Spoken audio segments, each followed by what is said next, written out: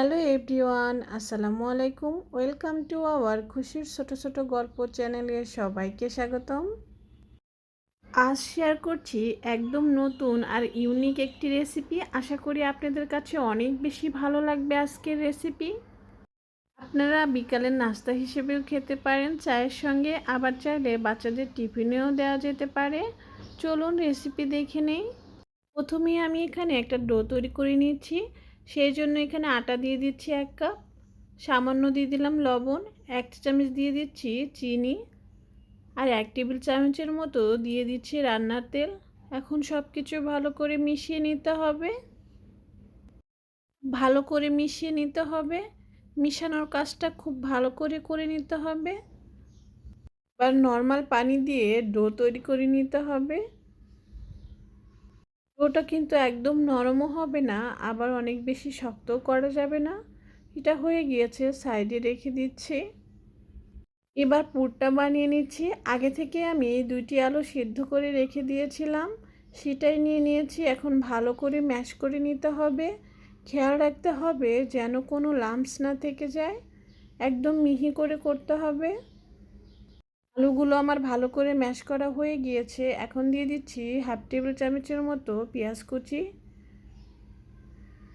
আর দিয়ে দিচ্ছি 2 থেকে 3টি কাঁচামরিচ কুচি। এটা আপনারা আপনাদের পছন্দ মতো দিয়ে নিতে পারেন। 1/2 টেবিল চামচ দিয়ে দিচ্ছি জিরা গুঁড়া, 1/2 চা চামচ দিয়ে দিচ্ছি ধনিয়া গুঁড়া, লাল মরিচের গুঁড়া দিয়ে দিলাম 1 চা চামচ, লবণ দিয়ে দিলাম স্বাদ মতো, ধনিয়া পাতা দিয়ে দিচ্ছি 1/2 কাপের মতো। ধনিয়া পাতা কুচি পরে আমি আর একটু ব্যবহার করব। এবার সব কিছু ভালো করে মিশিয়ে নিতে হবে। পর্যায়ে আপনারা লবণটা চেক করে নেবেন। ভালো করে মিশানো হয়ে গিয়েছে, এটা আমি সাইডে রেখে দিচ্ছি। এখন করার জন্য পাতলা করে একটা গোলা তৈরি করে নিতে হবে।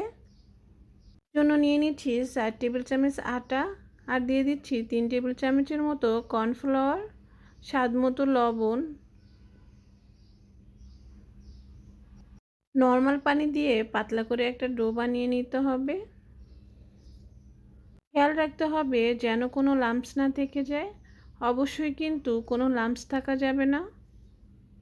তো এটা আমার গোলানো হয়ে গিয়েছে, সাইডে রেখে দিব। আগে থেকে যে ডোটা মাখিয়ে রেখেছিলাম সেখান থেকে অর্ধেকটা নিয়ে নিয়েছি। এবার একটা রুটি বানিয়ে নিতে হবে। রুটিটা কিন্তু খুব বেশি পাতলা করে বেলা যাবে না। আমি দেখিয়ে দিচ্ছি ঠিক কেমন হবে দেখতে। এই তো রুটিটা বানানো আমার হয়ে গিয়েছে, দেখিয়ে দিচ্ছি কেমন মোটা হবে। এবার আমি পুরটা দিয়ে দিচ্ছি রুটির উপর।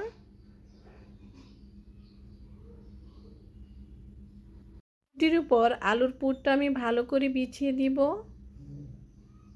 একটি কাঁটা চামচের সাহায্যে দিয়ে দিচ্ছি, আপনারা চাইলে হাত দিয়েও করে নিতে পারবেন। আবার ছুরি দিয়ে আড়াআড়িভাবে কেটে নিচ্ছি।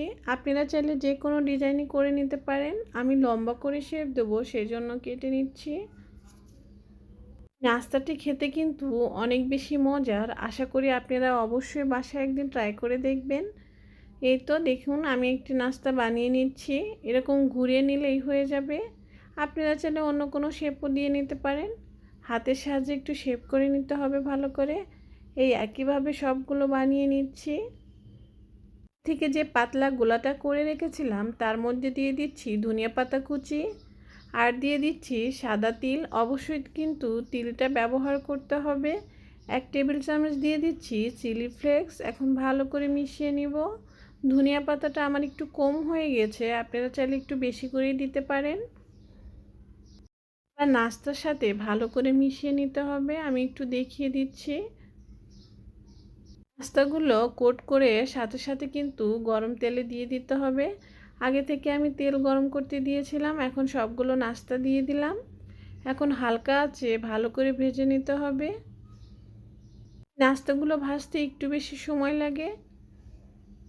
বন্ধুরা, আজকের রেসিপি যদি আপনাদের কাছে ভালো লাগে অবশ্যই কিন্তু আমাকে কমেন্টে জানাবেন। আর যদি আমার ভিডিও ভালো লাগে তাহলে প্লিজ আমার চ্যানেলটাকে সাবস্ক্রাইব করে দিবেন, আমার পাশে থাকবেন। অবশ্যই কিন্তু বন্ধুদের সাথে শেয়ার করতে ভুলবেন না। কথা বলতে বলতে দেখুন আমার নাস্তাগুলো ভাজা হয়ে গিয়েছে, এখন আমি তুলে নিচ্ছি। এই একইভাবে সবগুলো নাস্তা কিন্তু ভেজে নিতে হবে। দেখুন দেখি কিন্তু বোঝা যাচ্ছে কতটা মুচমুচে হয়েছে। একটা আমি ভেঙে শেয়ার করছি ভিতরটা ঠিক কেমন। আশা করি আপনাদের কাছে অনেক বেশি ভালো লেগেছে আজকের নাস্তা। আবারও চলে আসবো নতুন কোনো রেসিপি নিয়ে। ততক্ষণ পর্যন্ত আল্লাহ হাফেজ।